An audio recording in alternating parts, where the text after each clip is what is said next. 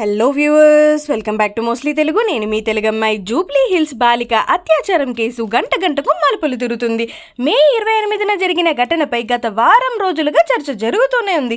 అసలు ఇంతకీ ఏం జరిగింది అన్న విషయానికి వచ్చేస్తే, జూబ్లీ హిల్స్లోని ఓ పబ్లో జరిగిన పార్టీకి హాజరైన మైనర్ బాలికను ఇంటి దగ్గర దిగబెడతామని చెప్పి కార్లు ఎక్కించుకొని కొందరు యువకులు ఆమెపై అత్యాచారానికి పాల్పడ్డారు. ఆమ్నీషియా పబ్లో మైనర్ అమ్మాయి గెట్ టుగెదర్ కోసం హాజరై ఇంటికి వెళ్లే సమయంలో సామూహిక అత్యాచారం ఘటన చోటు చేసుకోవడం జరిగింది. ప్రస్తుతం తెలంగాణ రాష్ట్రంలో దుమారం రేపుతోంది ఈ సంఘటన.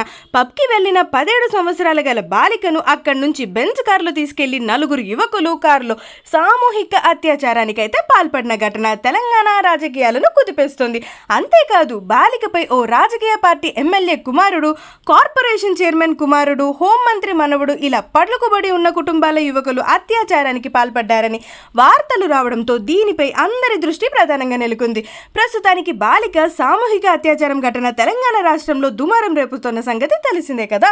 పబ్కి వెళ్లిన 17 సంవత్సరాల బాలికను అక్కడి నుంచి బెంచ్ కారులో తీసుకువెళ్లి 4 యువకులు ఎంత అతి దారుణంగా అత్యాచారానికి పాల్పడ్డారో అయితే చివరికి పోలీసులు ట్విస్ట్ అయితే ఇచ్చేశారన్నమాట.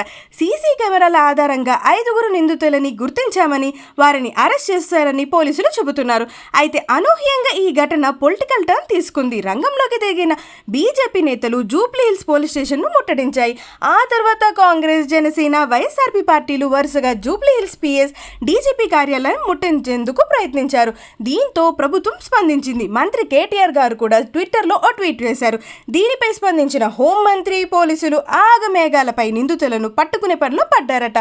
ఇప్పటికీ విజువల్స్ అండ్ సీసీటీవీ ఫుటేజ్లో ఆధారంగా బాలికతో క్లోజ్గానే ఉంటూ గమనించుకొని నమ్మించి గొంతు కోసారని క్లియర్గా అర్థమైపోతుంది.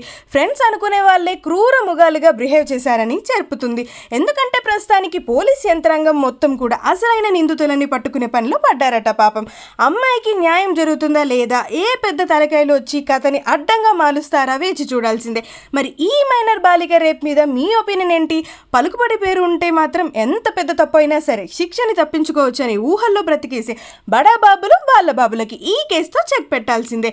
మరి మీరేమనుకుంటున్నారో కింద కమెంట్ బాక్స్లో మీ ఒపీనియన్ని కమెంట్ చేసేయండి. అలానే మీకు కనుక మా వీడియోస్ నచ్చినట్లయితే కాస్త లైక్, షేర్, అన్నిటికన్నా ముఖ్యంగా సబ్స్క్రైబ్ చేసుకోవడం మాత్రం అస్సలు మర్చిపోకండి.